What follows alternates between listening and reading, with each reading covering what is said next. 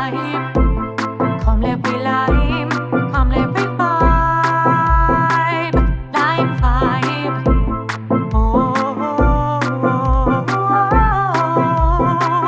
lime vibe. In about 5, 4, 3, 2, 1.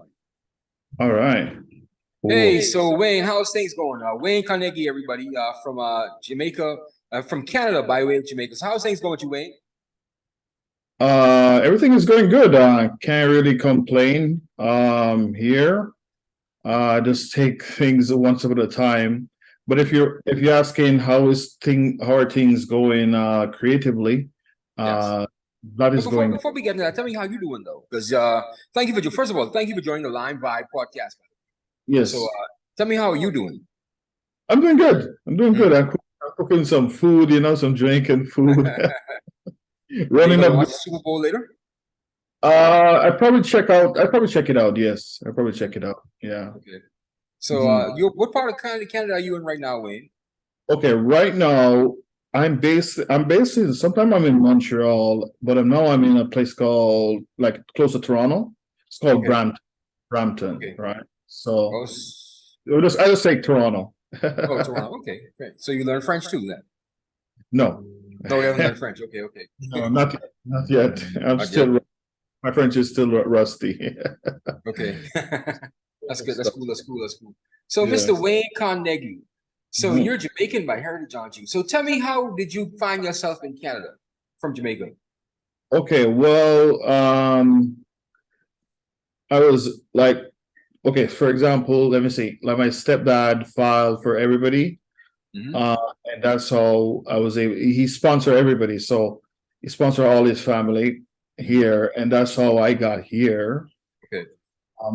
That's my journey to Canada from Jamaica. I left Jamaica from after high school. I did my CXCs, all that stuff, the CXC levels, and then I was like looking to, if I didn't migrate, I was looking to, go into teaching or the JDF, the Jamaica Defense Force, because I was a pretty fit kid. I was track and field in high school, so I had plans for my career, like, after high school, right? So so the Canada opportunity came, and my family and I migrated here, and that's how I ended up here. Yeah. Okay. And so you studied graphic design while you were in Canada, right? Okay, so I studied computer animation. Right? In Canada. So I came here after high school from Jamaica. I studied computer animation at Toronto Film School. And then the journey starts there. But before all this animation thing, I had an artist background, meaning I was doing art in high school. I've always been drawing. I've always been watching cartoons and dreaming of a day. Just picture a little boy in a hut or somewhere in Jamaica in the roof, dreaming of, like, working on Hollywood films and TV series. So tell me about your background from Jamaica, because you said you came from a little hut. So tell me about your background in Jamaica. Where did you go? Upper middle class or lower middle class or lower class? Well, farmers. Like, for example, my grandmother was like a small scale farmer, meaning she would grow sugar cane. She grew a variety of crops and, like, rear a variety of animals, was on a small scale, enough for her to survive and enough for her to produce stuff for the local market. So that's my background. So I'm a country boy, meaning, go to fetch water and all that kind of stuff from the well. That's kind of my kind of upbringing. Okay, that's cool. So you had a humble upbringing then? Yeah, it's pretty humble. Yeah. So how do you contrast that with now being in Canada and in Toronto in particular, a very vibrant and diverse city and fast paced? How do you contrast that? Well, to be honest, like, after being here over almost 20 years now, I've settled in, but I'm always homesick. I'm always homesick. Meaning, I like for example, where when I'm in Montreal, my where my house is situated is like on a quiet street. I like peace and quiet Mm. and stuff like that. So it's on a quiet street. But when I'm in the city, I spend most of the time in the city, and it get to my head like I feel homesick. I Mm. feel Homesick. yeah, When was the yeah. last time you actually visited Jamaica? I went to Jamaica back in I think 2021. 2021. 2021. That's during the Yeah. pandemic, though. Yeah, it was doing pandemic. It was crazy. So, Get how's your back. travel experience, man? It was interesting because okay, so the restriction haven't been lifted. The COVID restriction for Canada and Jamaica Mm. was in place, and I went through all of that. Going to Jamaica, I had to fill out like this form, do the COVID test to prove that I don't have COVID, and so I get to Jamaica and get to see family. I see my grandmother for the last time Wow. because she passed away this year. So My that's the last time I condolences. saw her. Yeah, so that's the last time I saw her, and so it was a good trip overall. But like on my way back into Canada, Mm. that How was it? was Canada had their restriction at the time, and Mm. I was randomly picked out of the line to do a COVID test Wow. at the airport, Wow. and that was crazy. But I haven't been back since, and yeah. So, but yeah, that's pretty much was the experience that in the pandemic that time. Wow, Yeah, wow, that's crazy, man. Because I can imagine traveling through the borders would have been a very hectic and a very stressful kind of it is. situation because of the COVID-19 protocols, man. But you Yeah, traveled during the pandemic, man. Most people wouldn't have done that. yeah. That's true. Most people wouldn't have done it, but I don't know. I had something I had to do in Jamaica Mm. to get done, and I guess it's just God telling me to go see my grandmother because Yeah. me and her kind of hang out for a few days, Okay. at home there and talking, interacting, and so it's it was kind of like really good that I did that. I made that trip, even though That's the good. pandemic was going on. So, That's good. uh, well, yeah, yeah. Okay. What about your other family members in Jamaica? What about them? Oh, Were they're they okay. proud to see you, happy to see you? Oh, they're always happy to see me. They're always happy to see my friends are happy to see me and everything too. Um, Oh, everybody so your was. parents are still in Jamaica. No, my mom is here. My Okay. mom is, but my friends and aunts and uncles and cousins and stuff like that, they were all happy to see me. And it's always good to be home. When I went home there, I slept. That's the best sleep I ever had. I'm telling you, Wow. like I'm telling you, like comparing to. I mean, I'm gonna like we're gonna reach to the good part where why I love Canada too. Mm. But like, okay, like when I'm back home. I just sleep, and that's Mm. some of the best sleep. For example, you ever the rain is falling and you can hear it on the roof, Yeah. and you take it out. That's that's the most relaxing time I ever had. So which part Um, of Jamaica are you from? St. Catherine? What parish? Two places. Mm. So I grew up. Okay, so I was born in St. Catherine, Spanish Mm. Town, Mm. and I grew up from the age of 7 to around 14 in a parish of Clarendon. Clarendon. Okay.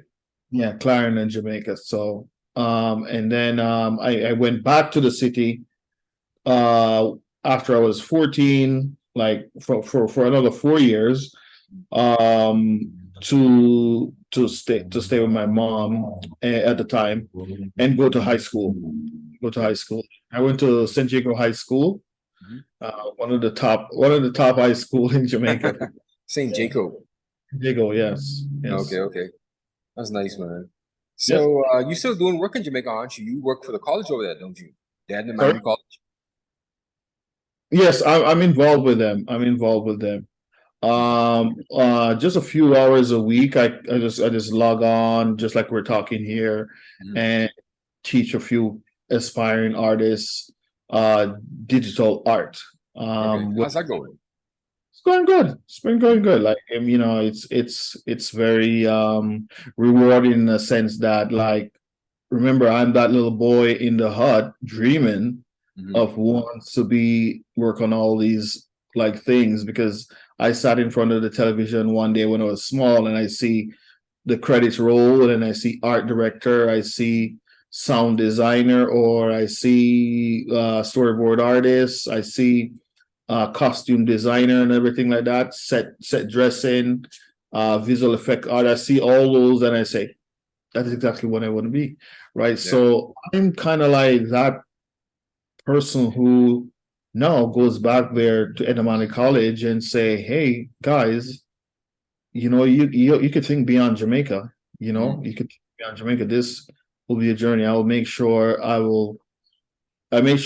teach them enough of the real world experience so they could basically get a taste and like aspire and dream and develop their skills too, and feel and just know that there's an end goal if they work hard at their craft and with a bit of luck, a lot of luck, yeah.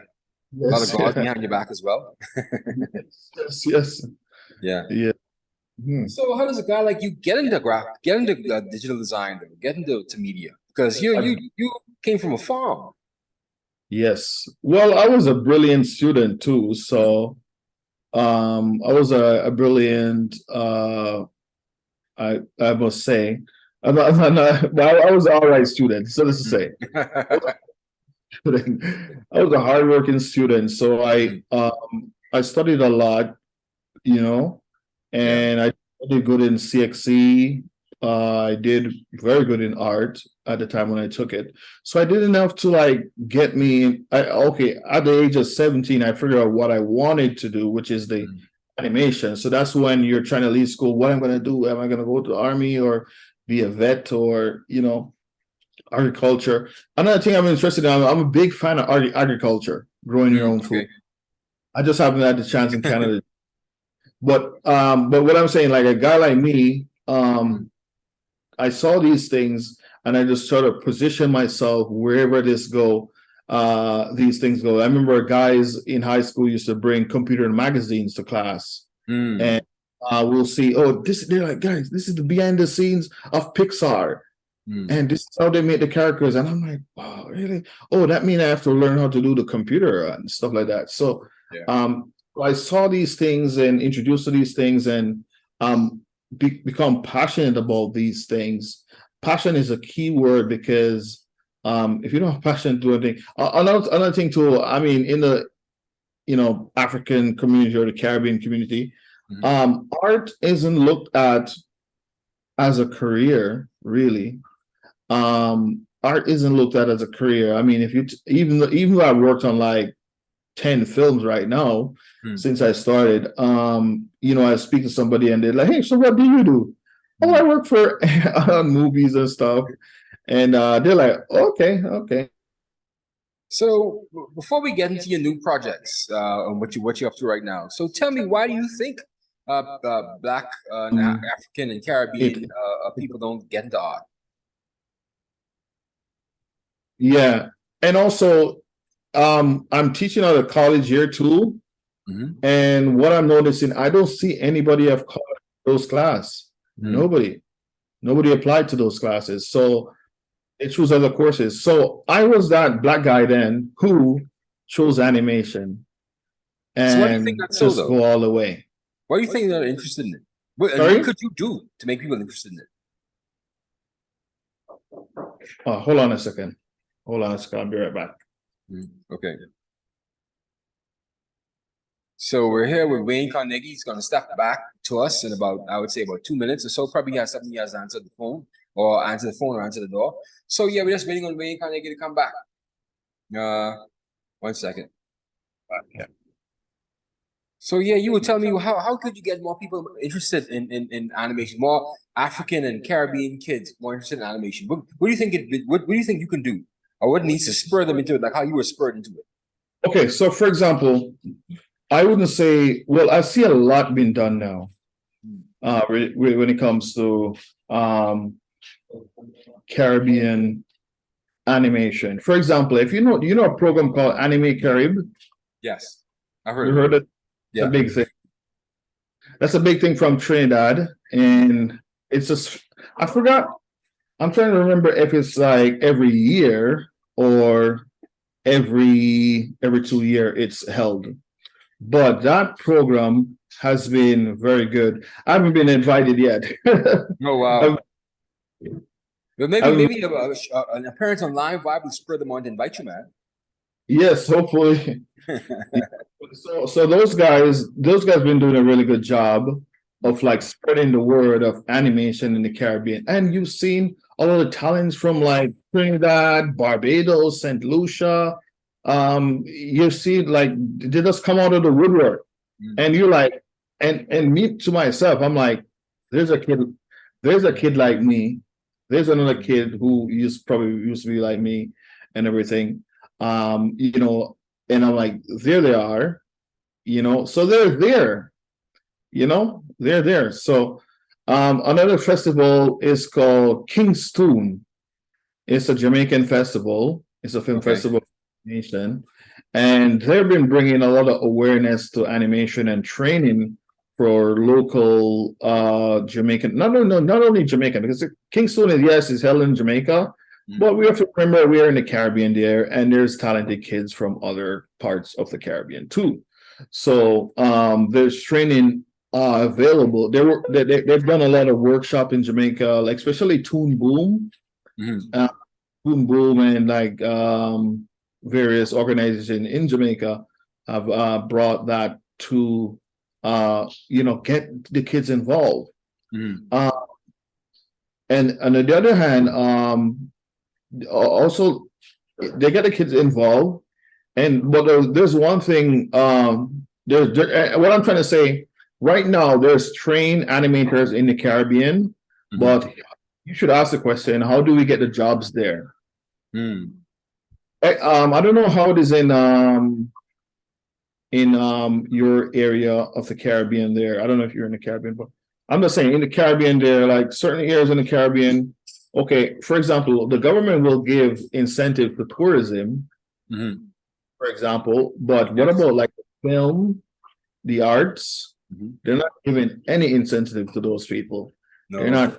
no. They're not. So in Canada, compare and contrast to Canada, or like for example, I could go province by province because not all the provinces offer this for film and television. Like for example, I'm in Ontario, and Ontario has good. Ontario, Toronto has good tax benefits for companies that come here and employ Canadians. Right. So I'm just saying, like the government's down there, obviously they're doing stuff for the tourism thing. But again, it comes back to the mentality that they don't think art is a valuable career. Yes. And when I talk about art, if you even look at musical arts, there's so many entertainers who enrich themselves from, like the singers, like, from Jamaica, from, the soca singers and stuff like that, who enrich themselves from their art. And yet still people looking at them and still thinking that you can't make a living from it. Wow. So what I'm trying to get at is a reason if the talents are there and you see them pop out when it comes to these festivals, but what are they going to work on if what are they going to work up if the government doesn't provide attract? What I'm trying to say, if the government doesn't attract these jobs for them in the African field, right? For example, like you'll see the government get incentive to fast food chains to come in and employ people to work in the fast food industry, Burger King, whatever, stuff like that. But and people lobby. There's people who lobbying for like this, and nothing it's been turned on a deaf ears. So a lot of these artists ended up migrating. Wow. So what about private entrepreneurship though? I mean, we always been on the government. What about private entrepreneurship? The private sector getting involved. How can the private sector do more? The private sector is gonna need, as I said, for example, they're gonna need that tax break. for example, let me compare and contrast. So, for example, in Ontario, we have a tax break, meaning like the company that I work for is a private company, but the government will say, okay, pay Wayne $50. Out of that $50, I'll pay $25 of Wayne's salary.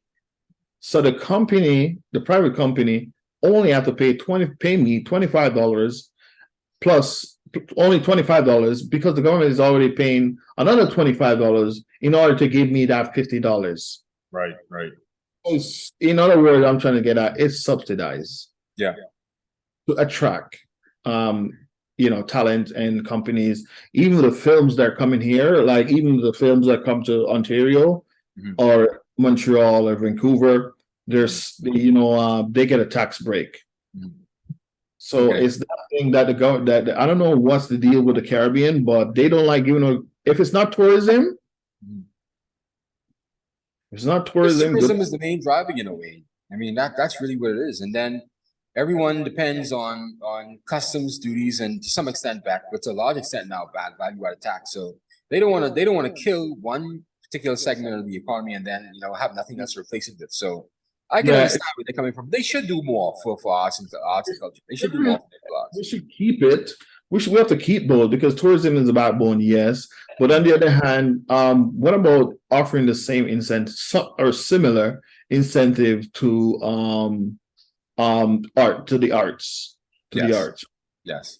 It's not about giving away with like the tourism because it's essential. That's what they need. I know the tourism sector in Jamaica, for example, hire a lot of people and train professionals. So I'm just saying there's other trained professionals within the arts that will need some work too.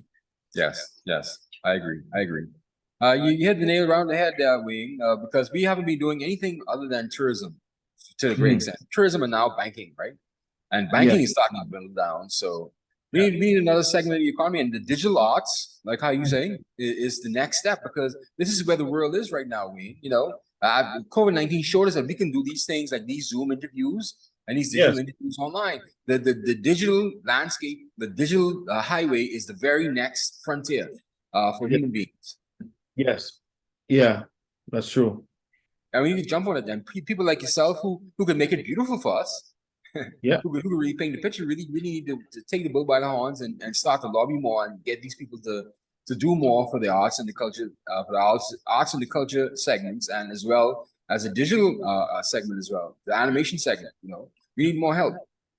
That's true. Also, if there's company within the animation industry in Canada, well, you could work from home, and like, did you know I could like. If I wasn't lucky to get any of those jobs though, but I have friends who are in their own country working for a company in Canada. Wow. Right. So that's the dream. But like because I work for an anterior company, I have to be in the province. I can't leave. So yeah. So that's the thing, right? So but yeah, there's you're right. It is time, and people could do. There's a lot of things that you could do. Like another field I'm very interested in, but I don't do it. I like the digital marketer. You see a lot of them right now. Digital marketer. Digital marketing and people who do like marketing and stuff like that. You see a lot of them who make lingos and put together campaign ads and yes. These creative people. I see a lot of them online, and a lot of them just do their own thing and Instagram. They just go ahead and do their own thing. A lot of them became influencers. That's a nifty little side hustle, isn't it? Yeah, that's a nifty little side hustle, isn't it? These online marketers. Yeah. It's it's just like another avenue, and these creative. I've seen guys from the Caribbean even create their own YouTube channel and do an animation. And so they're finding their own thing. They're not waiting. Another thing I'm talking to a creative, if they're listening, don't wait on these people. They're not gonna like try to make it easier for you. You're gonna have to make it yourself. When you get big though, they'll come. That's true. They'll be drawn to you like moths to flame. Yeah, when you think it blow up and go viral, all of a sudden they hand you a little award and stuff like that. I mean, I'll take the award too, but that's when they find you and then say, "Oh, wait, I didn't know they have this person here. I didn't know we have him here, and he's Jamaican bred or it's from Trinidad, and I didn't know this kind of artwork or creation was happening here. But it's kind of like, yeah, this guy's been like, just got to reach out to the world himself, or this girl had to reach out to the world herself as a creative, Yes. right? Yes, So, yes. yeah. So, what are you up to now, Wayne? What's your next project? You just finished the book, didn't you? Illustrating a book. Denver and Oh, the Mango Tree. Yes, I just finished it on the personal. Okay, I have two sides. Well, every Caribbean person is like this. They have the main one and they have the side one, right? Relationship or job. So, okay, so my main job is going good. I can't really talk about the name of the projects I'm working on, but I know I worked on around 3 projects last year and this year, between last year and now. I work on 3 projects, and they're due to be out sometime this year. Okay. But on the personal side, I did release a book written by a wonderful Caribbean writer called the book is called Denver and the Mango Tree, and it's on Amazon. It's about a Caribbean boy again. Who they go up in a mango tree. The people think that he's going up a mango tree to eat mangoes, but what he do, it was his chill out spot. I remember when I was a kid, I used to climb the apple tree and just go chill out and with my slingshot and firing at birds and stuff. It was that kind of book, and this guy just go up there and daydream and dream of being, outside of the mango tree and making the world and being somebody. That's a beautiful story for both boys and girls. I mean, yes, it's Caribbean theme, but I believe everybody from all over the world can relate because That sounds similar to your experience, Wayne. Sorry, yes, it does. Yes. Is that what drew you to that project? When I read it, yes. I felt like I don't know. I'm just attracted to these kind of projects because, I felt like when I was drawing all the time, I felt like I was that boy. I was that boy. So, it's very, very good story. So on another side, for this year, I have another book working on. This time, I'm going to be the writer and the illustrator. It's inspired by my daughter. It's called Olivia and the Giant Cabbage. So again, the farming element again from my background, farming. Just want to think you just show that hey, Black people could grow. People of color, we're farmers too. We could cultivate stuff. Yes.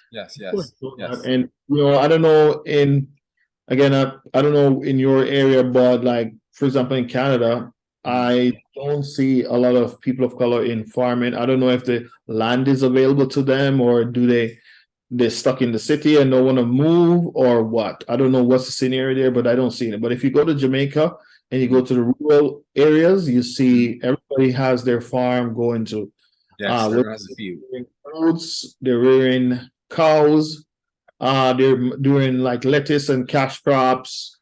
When I was growing up, the community that I was growing up in, I grew up in the community that I grew up with. It basically, you could see the houses building in the area, and that farming build that house.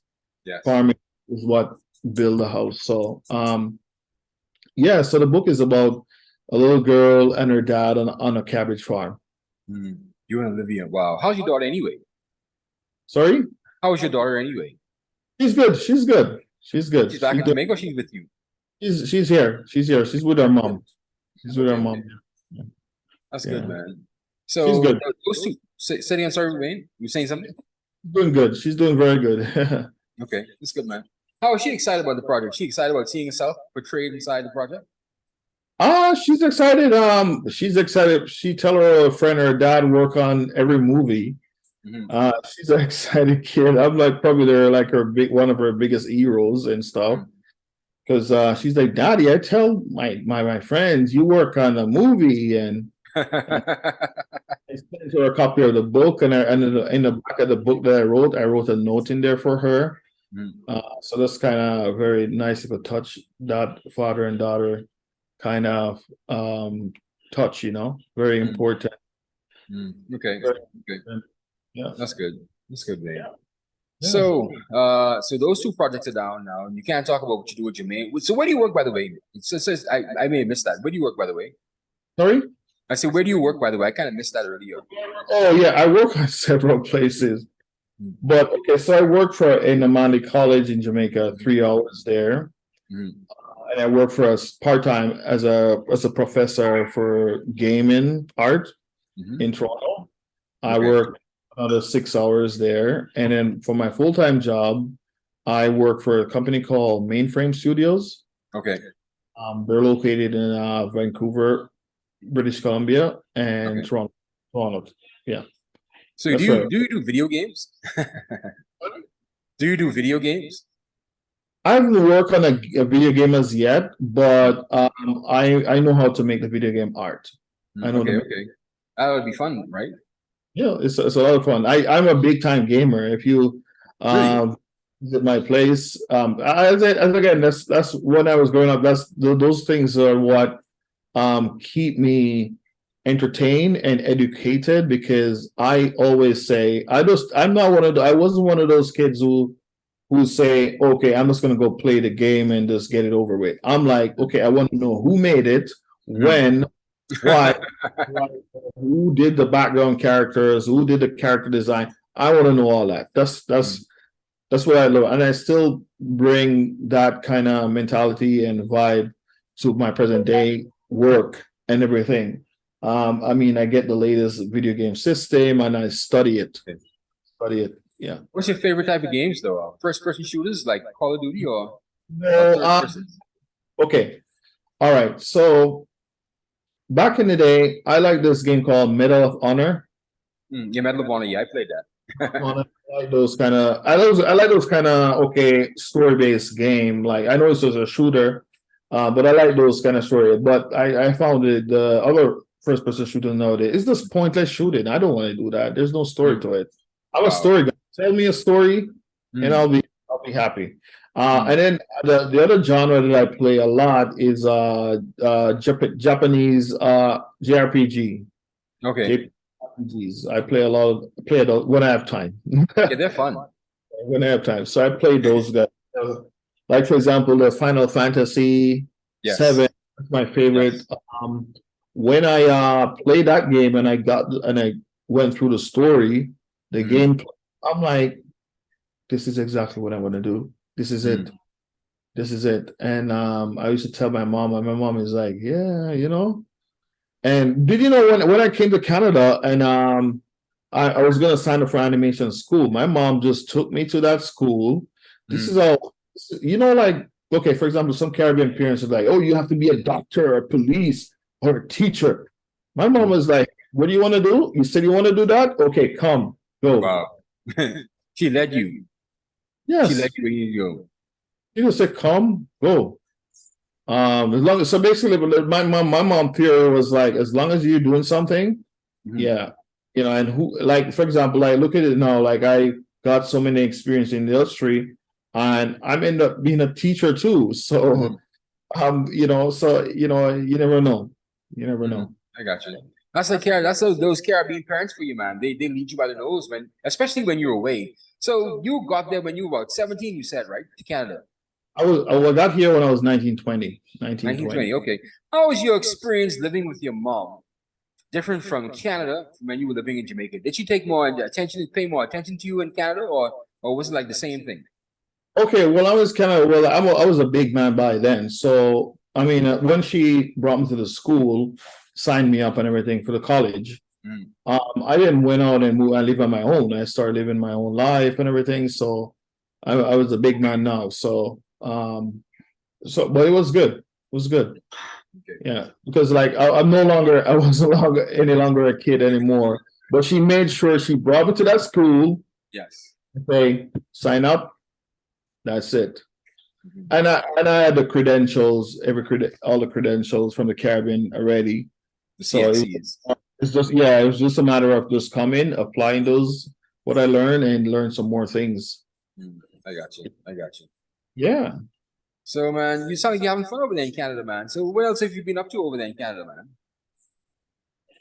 I don't know, just work. Just work. Wow. Just do work and well, I don't really look at it at work. Just work and studying, Mm. I am trying to see if I could like build some kind of legacy with these books. Mhm. More people see my name out there. They'll be like, Yes. "Oh, the guy from Jamaica." People. I don't know. Somebody from your country might invite me to come speak at a school or something.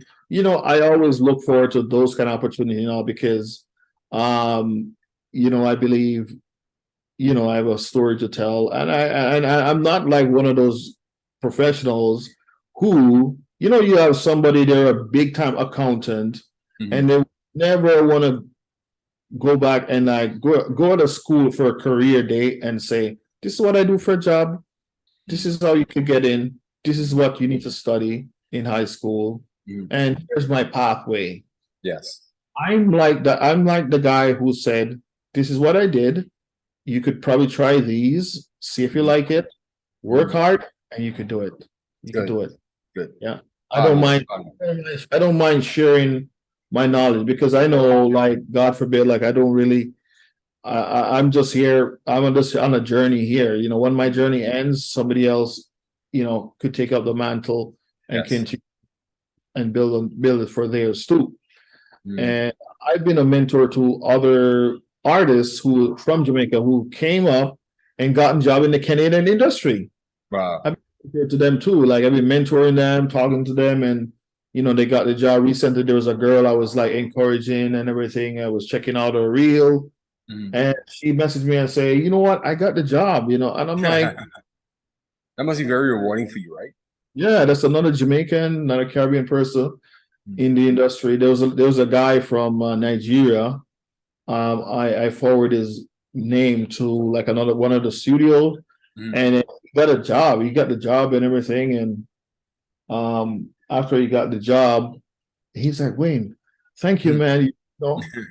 Just keep on." And he kept on just getting more jobs and more jobs. And I was telling him, once you put your foot in, and once you're good, good work ethic, you get employed. Yes, indeed. Indeed. So are you a part of any of the Caribbean associations there in Canada?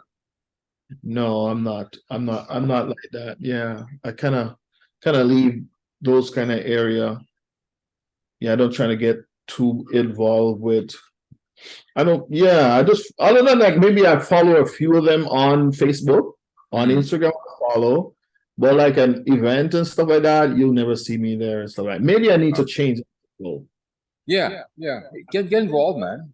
Yeah, I need to change that up. But like for example, like the Kingston, the government for Jamaica sent for me for that film festival. I got invited for that one, but I plan to do more. You're right. Yeah, man. Get involved, because you may meet some more people who could actually help you out and maybe get you involved in some more books and some more animation work, man. That's true. That is true. I find that when Caribbean people, they go to a foreign country, all the nationalities drop away. Whether you're from St. Vincent, whether you're from the Bahamas, whether you're from Trinidad, we're all Caribbean. We're all Black Caribbean people. Caribbean people per se, because we also have Indian Caribbeans as well. So we all drop those nationalities. We're all Caribbean people. Yeah, I have a guy named Larry. He's from Trinidad. I have another friend. For example, let me tell you, one of my big break in animation. Guess who got me the job? Who hired me?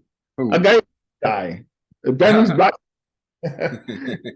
Zach, he's like, this is exactly what we're looking for. I showed him my portfolio. He's like, this is what we're looking for. Yes. When do you want to start? And so a Guyanese black guy there hired me, gave me the big opportunity to work on a big feature film at the time. It's called The Nut Job. The Nut Job. The Nut Job, yeah. So it was very, very, very interesting. And on my journey, I've bumped into a guy from St. Lucia. a couple of more Guyanese, some Trinidad, and some Bahamians too. Recently, I work on a show called Supergiant Robot Brothers for Netflix. It came on Netflix August 4th last year. And I saw the black guy doing the behind the scene motion capture, like he has on a suit animation and stuff. And I'm like, when I added, I'm like, bro, I see you, man. He's like, I see you. Yeah. I added him on Instagram, and he's like, and we became friends on Facebook and everything. So we're just happy to see each other, man. You know, not a lot, but when we book up, things done, everything done. Indeed. You know, since there's so few, you guys should really get together more often, man. Yeah, that's true. That is true. The Caribbean community in Canada could use a person like yourself, man, who seems to have his head on his shoulders, willing to help people as they move along as well. They need people like you, because I can imagine living in those cold cities where people are so busy they don't have a chance to really meet one another. Having that association, someone who's willing to help like yourself, could be an asset to any association. People are very busy. Even me, I'm like super busy. You know, even like I think Saturday morning, I stay like working on a lesson for the classes next week. You know, so I'm preparing ahead. I'm ahead of them. I have to be at the head of the students, because if I'm not ahead, you know, it's not good. It's not good. So I have to stay.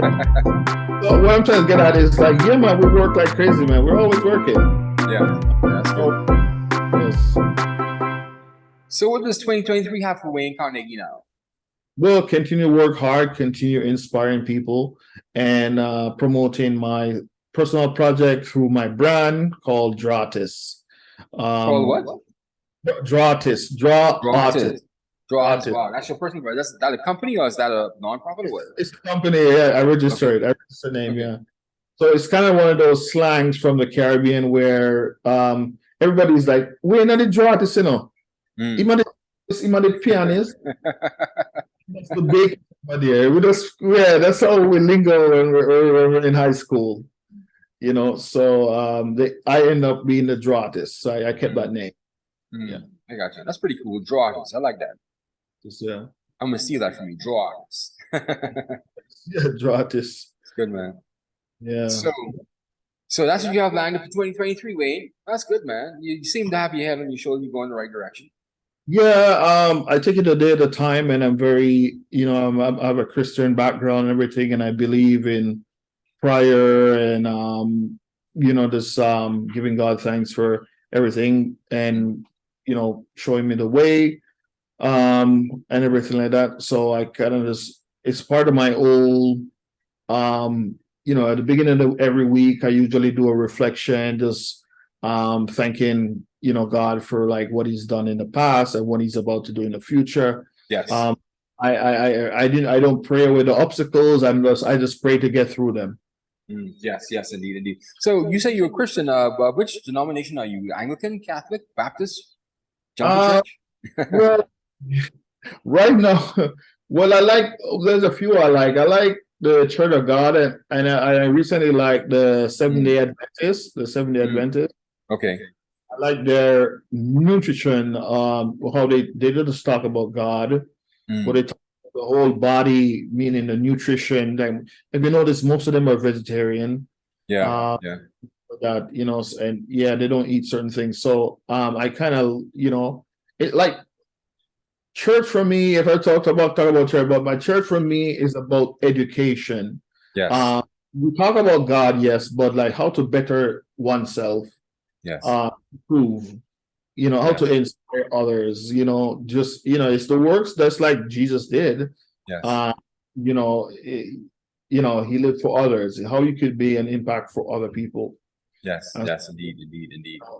And how to take care of this body here and everything. So that's what interests me from the Seventh-day Adventist side. And I recently started linking up with my aunt, who's been a member for quite a while. Okay. You know? So you haven't run across anyone who's frying pork chops yet? You haven't run across anyone who fries pork chops yet? Fries where? Fries pork chops. You haven't run into any Seventh-day Adventist who fries pork chops yet? No. I had a funny story from my dad. He said he ran to a guy who was a 7-day Adventist, and he called him frying pork chops. I said, Dad, you're lying. Stop it. He said, no, he called him frying pork chops. You know, because a lot of people they talk the game, right? But when it comes down to actually living the walk and then walking the walk and living what they say, it becomes hard, man. You know, I was a Rastafarian for a very, very short while, Wayne. A very, very short while. I went back to pork chops my very first time. I couldn't do it. I couldn't do it. Yeah, it's you mean you even change your diet too, right? Yeah. Change your diet. Yeah, but you know, like even from Jamaica, where Rastafarian is a big thing there, I really respect their culture, man. I mean, you know, when I was like another part of me is like when I born and everything, and the first time when I hear Rasta say, "Love your black self, love yourself," and and the herbs, and you get me. I said materialistic things just grow away with materialistic things, you know, and I love that kind of thing. I drawn toward that. I wasn't really like a Rastafarian then. Like I just kind of admire it and say, hey, you know what, this is very conscious, you know, it's a very important part of minus, because a lot of us, you know, we left Jamaica, we lose ourselves, you know, we remember. Yeah, that's true. That hey, you know what, you're African, and all of a sudden you start to say, I'm just saying, well, Jamaica, for example, is out of many more people. There's, you know, I know people who are a mixture of like, you know, Indian and black or white and whatnot, but like the core set of black people there, you know, some of them want to be called black and stuff like that, or you know, they're bleaching their skin and stuff like that. So here's where Rasta comes in with a consciousness.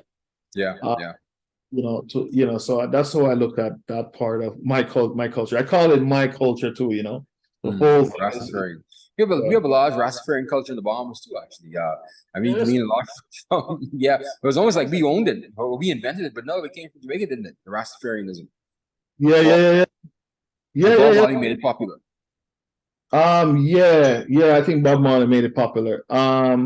But yeah, man, I respect them. If you notice their way of clothing, the self-reliance, what they eat, I mean, I wouldn't eat whatever they eat 24/7, man. I can't do it 24/7.